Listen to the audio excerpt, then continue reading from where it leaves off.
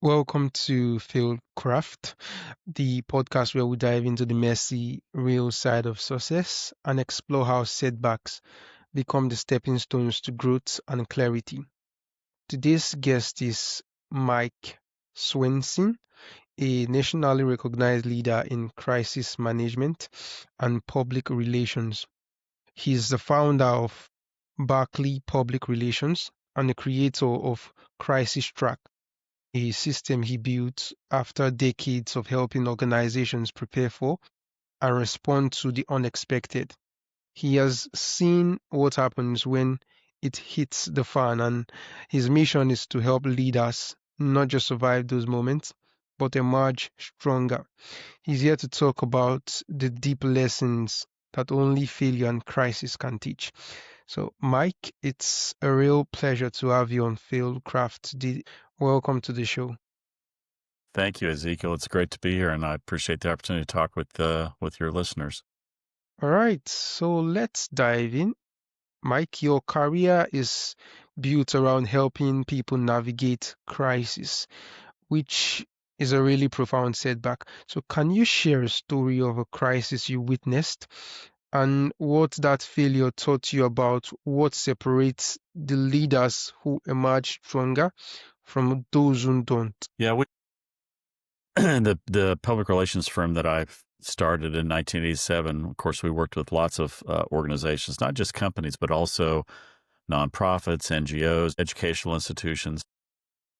Crises are going to happen to everybody at some point, and they can be large, they can be small, but they still have to be dealt with. And so our philosophy became pretty early on that we need to put a plan in place ahead of time so that when a crisis does hit, organizations know what the first few steps are going to be, and that's what CrisisTrak. That's how CrisisTrak evolved. There's so many crises I've seen over the years. I think one of the ones that stands out to me is one that impacted hundreds and hundreds of organizations in the United States. It was it's been about 20 years ago now, but it's still relevant.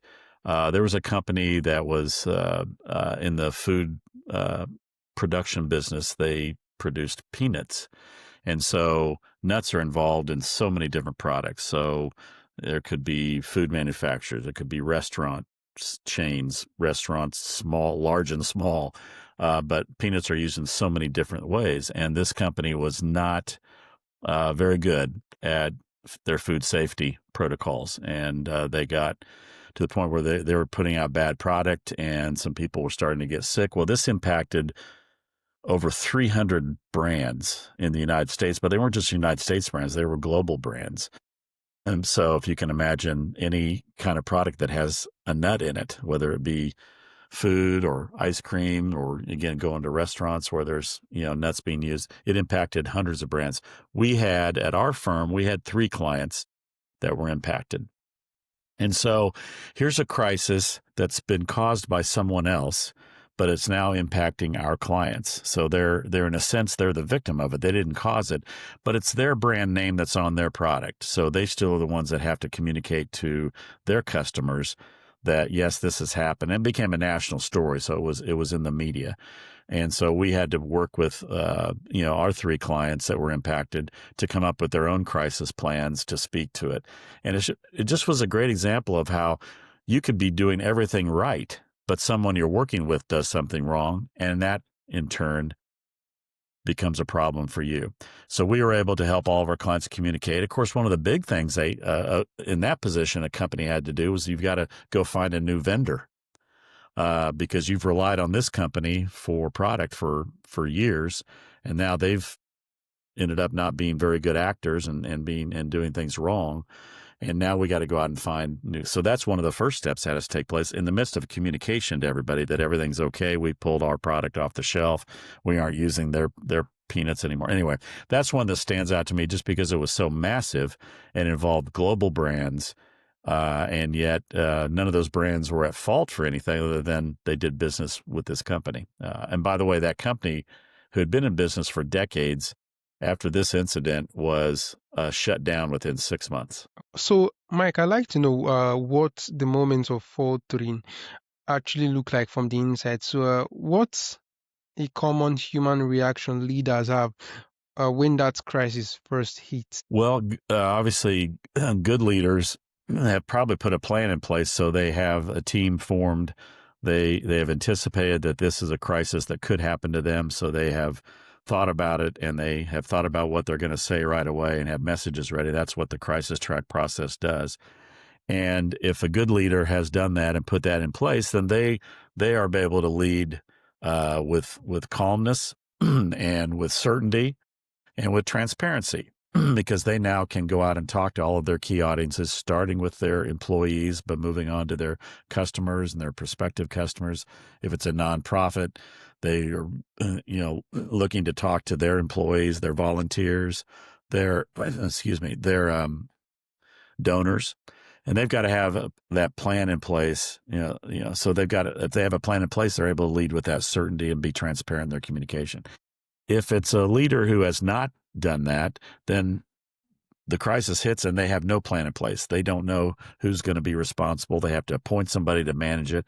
They've got to come up with something to say right away. They got to figure out what the first few steps are, and they're already behind the 8 ball. Then they're behind the curve in terms of being able to deal with it. And so now you're leading from a position of weakness, a position of where you're not able to be transparent and openly communicate with everybody that says, here's what's happened, here's what we're doing to solve it, and here's what we're going to do in the future to prevent it from happening. That all goes away if you don't have a plan in place. And so now you're a leader, and everyone's looking on. Your employees are looking on, and they aren't getting any confidence from you because it's not going well. And they know it's not going well because they're getting calls from the customers. They're getting calls. They're going home at night and talking to their neighbors. Their neighbors are saying, what's going on? And now you got a organization that's in free fall, so to speak. So a good leader will have a plan in place and be able to lead from strength. All right. So, Mike, you are the creator of CrisisTrak, where you help organizations prepare for and respond to the unexpected. So, can you, just give us an overview of what CrisisTrak is about and how you are helping organizations? Sure. Well, we developed CrisisTrak in the early 1990s, at the firm that I started, and it came about because we had a client who had just hired us, and they were a restaurant chain in the United States that was growing very fast, and the head of their public relations communications approached me and said, we've just brought you on board, and one of the things I'm worried about is that we're growing so fast that we're not ready to handle something bad if it happens. So we got our two teams together and spent a couple days, and with the foundation of it being, let's keep this as simple as possible. A lot of times organizations have big, thick notebooks full of crisis planning, but nobody's really, reading them or using them. So we said, let's do the minimal number of steps to be able to put a plan in place so that we will be ready to deal with a crisis when it happens. So the first step is you form your team. You need to have a team. Now, if you're a small organization, if you're, have three, 4, or 5 people in your organization, in your company, then it's probably going to be everybody's responsibility. But now what you've done as the leader of that organization, you said, you are now, part of your responsibility is now to be part of the crisis team when a crisis hits, and part of your responsibility is going to be to help deal with that. If you're a slightly larger organization, say 10 people, 20 people, up to maybe 50 people, mid-sized organization, you're going to pick 5 or 6 people that represent the most important part of the organization, and they'll be your crisis team. So the head of the organization has the responsibility of selecting that team and selecting someone to run the team. We do not want the head of the organization running the team. They need to be able to stay back from it, just like they do in other parts of their business. So that's the first step. Second step, let's get that team in the room and let's come up with everything that could possibly go wrong. What are all the risks that could occur that would put us into a crisis situation? And that was always, Ezekiel, a very eye-opening experience with the crisis team, because if you and I are part of a crisis team for an organization, you're going to come in with your list. I'm going to come in with my list. Some of them will overlap, but inevitably you've come up with several things that I have never thought of. And I may have come in with something that you've never thought of. But Mm. now we are working together, and all the 6 of us in the room have come in with our list. And now all around the room, we've got all the risks that can go up. And now we know there could be 80 things that could go wrong. And that may be the first time ever that anyone in the organization has really thought about that. So this was a very important step because now we understand any one of these things could happen to us. Third step is, what are the first few steps we're going to take? A lot of them revolve around communication, but what are the first few steps we're going to take whenever a crisis hits, regardless of what the crisis is? And every crisis is going to be different slightly, but there's should always be a fundamental number of steps that we're going to take to make sure that we get off to a good start in managing through the crisis. Like I said, a lot of those will be in how we're communicating to all of our key audience, to our employees, to our customers, to our prospects, to the public at large, and to other people who are involved with our organization. So that's step 3. Step 4 then is we go back to that list of risks that we created, and we want to create a few key messages, 3, 4, 5 key messages that give us a place to start. So when a crisis happens, we aren't in the room trying to decide what to say. We already have our base message. We know that we need to say these things in response to this crisis, and we've got a message ready to go. Because in this day and age, you and I are talking to each other right now on 2 different continents. And, 20 years ago, that didn't exist, but now it does and so everything's immediate now. Yeah. And we're all reporters. We're all reported. We all have cameras. We all walk around with cameras and microphones in our pocket for the most part. And so things happen fast and things get posted quickly. And so we got to be ready to have a message ready to go. So that's an important step. Then the 5th and final step is fairly simple, although it's important. You need to find someone who's going to be the permanent spokesperson, the ongoing spokesperson during the crisis. It's not the head of the organization, because we need to reserve that person to do things at certain times. Like when the crisis starts, we have the head of the organization step out and say, look, this has just happened. Here's what we've already put in place to handle it. We know these are the impacts it's having. We're going to continue working. And then, because if the head of the organization says that, it says something to everyone listening that, okay, they're taking this seriously.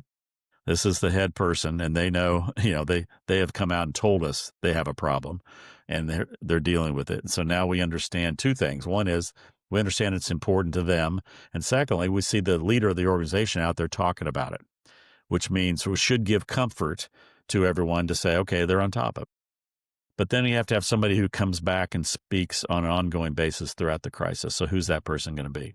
Form your team, understand what can go wrong, understand your first few steps, have messages ready to go, have a person ready to deliver those messages. Those are the 5 steps we came up with, and that became CrisisTrak. All right. All right. That was a fantastic response. You went into the right details on it.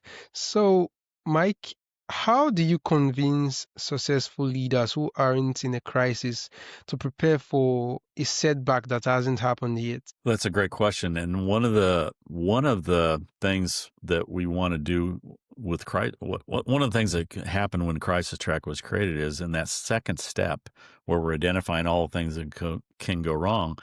We have a discussion with them, with the crisis team and with the head of the organization. Okay, look at that list. Look at those lists of things that could go wrong. Are there anything you can do, any policies you can put in place, any rules you can put in place? Maybe it's something you need to stop doing that could cause one of those things to happen. In other words, can you put in place something that could prevent it or mitigate it from happening? That's called what we call real crisis management instead of just crisis management, which is managing the crisis at hand. But it's real crisis management to say, look, if we can prevent something from happening or make it much less of a chance of it happening, that's real crisis management, because now we've done something that's going to maybe take one of those things off the list, because now we understood that it's up there, but now we looked at, we could be doing some things differently to make sure it doesn't happen. So that is critical. And that's what good leadership is going to do is, hey, I would tell clients that hired us to do crisis, I don't really want to come manage a crisis for you. I want you to keep them from happening. you know? And that's what you can do is by understanding what can go wrong is to say, is there anything we can do to keep these things from happening? All right. So, what would you say is the difference, or what differences between good communication and great communication when everything is on fire? In essence, when there's crisis. Yeah, I mentioned it earlier, and it is critical that uh, you're transparent and open during a crisis. It's also important to know that you should not reveal information that you don't know 100% to be accurate. So the idea is that when you're out communicating during a crisis, is that here's what we know now. Here's what we are 100% sure of that we know, and these things have happened, and here's what we're doing about it. And then you may get a question about, well, what about this? Well, we don't, it may be that you don't have an answer for everything yet. And so you don't want to start talking about those things. You can acknowledge that, yes, this is a possibility that this could happen. We're working on it. When we know more, I'll get back to you. So it's important to be transparent, but not to be talking about things that you're not 100% sure are facts, because facts are critical during a crisis. There should not be speculation. It has to stick to the facts, which means you're not going to be able to answer every question that everybody has because you're still working on things that aren't yet totally resolved. So that's important. And so I think that's the key to between good and great communication. The other thing we always had, regardless of, and it's not just about crisis, but about communication in general, we always had a mantra at the PR firm that we said single voice, simple message. What we meant by that is every time we would go to create a message or to create messages around a company's event or their product launch, or if it's a nonprofit, some new program they have to help raise money for their cause. Let's agree on what we're going to say. It gets back to those key messages. Let's agree on what the key messages are going to be. Single voice. We're going to speak with this single voice. And at the same time, we're going to keep the message simple. We don't want to over communicate too many things because people at some point stop listening. Our attention spans have gotten a lot worse. Yeah, Yeah, yeah, in this day and age because information is traveling so fast and there's so much of it and there's so much noise out there that we have yeah. to sort through to get to the what's important. And so single voice, simple message helps kind of clarify that and help keep us focused on we want to decide what we're going to say and say it with authority and continue to say it. And we're going to keep that message as simple and as strong as possible, Mm. which means we may not communicate everything we want right now, but we're going to keep it simple and keep it focused. And then I think the last thing that we always tried to live by was there should not be any communication that does not have a strategy behind it. So it's not just about throwing out a bunch of words. It's about saying something with an action behind it, Mm. um, or with some type of motivation that you want the audience to hear and you want them to take some kind of action so that every communication is strategic in the sense of it's not just about saying a bunch of stuff. It's about saying something that has purpose and that will help perhaps motivate our audience to take the kind of action we want them to take. All right. So, for the business owner or leader listening right now, who is in the middle of their own crisis and they feel like they are faltering, so what is the first and most important piece of advice you'd give to them right now? Well, hopefully you've got a team in place that's helping you work with it and manage that crisis. And if you do, then that's an incredibly important step. And hopefully you're managing with, again, like we talked about earlier, you're managing through strength. You're managing with a calmness, but with a calm authority, I guess I would call it a calm authority, so that people know that you are engaged in the situation fully. You understand this is an important issue to your company, to your organization. It's important that you communicate with strength and lead with strength. And by that, I just mean being decisive and understanding that once the crisis team has come to you with here's what we think we should do next, you say yes or you say no, let's do it. Let's, think about maybe there's an alternative, but you're always in there working to take action and act and always act and then react when you need to in terms of how things evolve during a crisis. But it's just remaining calm is the most important thing, even though you may be a ball of stress inside. You have to, as the leader, you have to say, look, this is not, this is a horrible situation we're in. We've got a lot of work to do. We've got the team in place. We know what we're going to say. We're being open and communicative with all of our key audiences. We're doing everything we can do to bring this to an end, and we're going to keep working until it's over. And you just have that determination and discipline to keep the organization moving forward to solve the problem. If they see you flinch, if your employees see you hesitate, and that doesn't mean that it's not okay to say, hey, that's an interesting thought, but let's talk about it a little more. It doesn't mean that you're hesitating. You just want to make sure you're arriving at the right answer. But if they see you not being decisive and hesitating, then that's going to instill a little uncertainty and bring potential chaos into your organization, because they're afraid that they don't have a good leader leading them down the road. But if they hear, I'm listening to the crisis team, I like what you're doing, you're reinforcing that the team is doing the right stuff, they're bringing you good solutions, we're moving ahead, we're always moving ahead, we're always moving forward, because we have one objective here, and that's to get this crisis over with so we can get back to business. All right, really great piece of advice there. So, Mike, after a long career of guiding people through their absolute worst case scenarios and setbacks, I'd like to ask, what does being successful truly mean to you now? Well, I retired about 5 years ago, passed the baton on at the PR firm, and started doing a little consulting on my own. And because I wanted to kind of get back to the work, actually, instead of just running something, I was actually getting back to doing the work. For me, success in communications has always been that, we took a client's opportunity or a client's issue, and we worked it till we came up with what we felt was the best solution possible. We took it back to the client and said, here's you presented us with this opportunity or this issue. Here's what we think you should do. And we are confident that if we do this, we can achieve these results. And then you achieve the results, and that's obviously success. But sometimes you didn't achieve all the results. That doesn't mean you weren't successful, but what it might mean is, okay, we didn't quite have the right answer. Some things worked well, some things didn't, but success means, okay, understanding that not everything's going to work 100% of the time.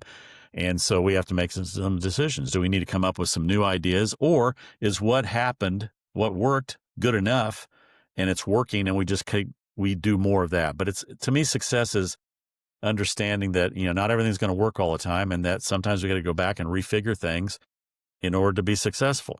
And it's a recognition that every idea is not going to work 100% of the time. I think that's part of it. And then I think success too outside of work is just having feeling like you have and again, just not outside of work, but you've always tried to put your best foot forward. You've always tried to be open with people in your life.